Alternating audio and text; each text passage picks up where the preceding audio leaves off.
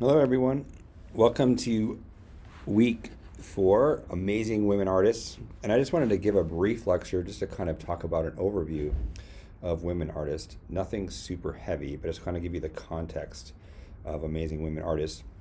The first thing is I want us to talk about a couple of these. I won't talk about all of them because I want you to kind of explore them yourselves, and I don't want to give you too much information because I'd love for you to discover them for yourselves. But I wanted to point out a couple, and that is Hilma of Klint.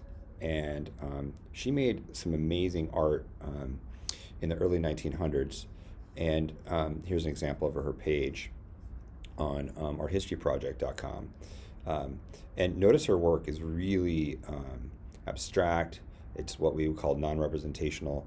It doesn't have human figures or landscape in it. And this is really revolutionary for its time. As you can see, the dates here, 1907.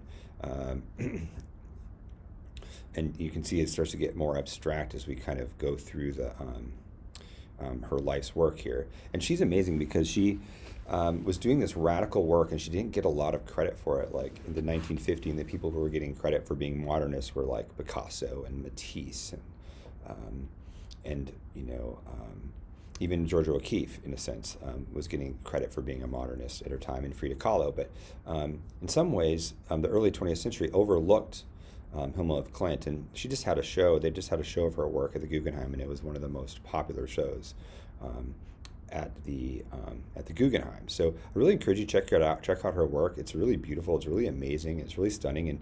And some of the rationale for why she made this work was that it was connected to a more spiritual kind of concept of making art, which I think is kind of reminiscent of a lot of the work that was being made at the beginning of the 20th century, but it's also really unique and avant-garde for the time period.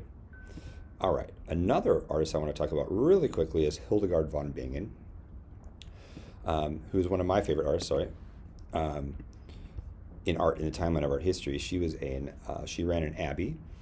She was a nun, and she's from the late Middle Ages or the Middle Ages. Sorry, she ran an abbey. She was an artist. She was a scientist.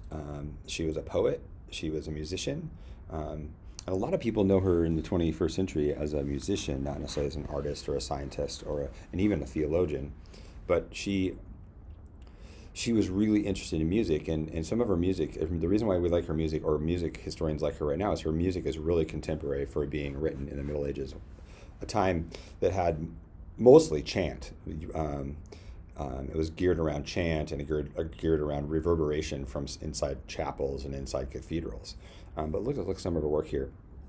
It's very medieval in nature. Like it's very much interested. She's interested in manuscripts, right? Like and holy writings. But she's using the medieval style of illustration to illustrate these manuscripts, and they're quite wonderful and beautiful.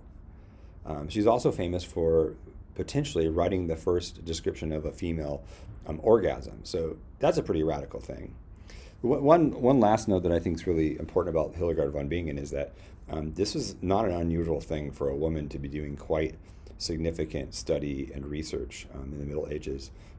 There was quite a few famous nuns, famous nuns, like Saint Teresa in Spain, and people like that who were doing significant things, both theologically, artistically, intellectually, and this was well accepted by the Church and the Pope. Now, of course, they were women, and they were kind of sequestered to living with other women. But this is a pretty radical thing to be happening during the Middle Ages, and a lot of people don't know about it. So I really encourage you to check out more of her artwork, her writing, and her music. So have fun with that.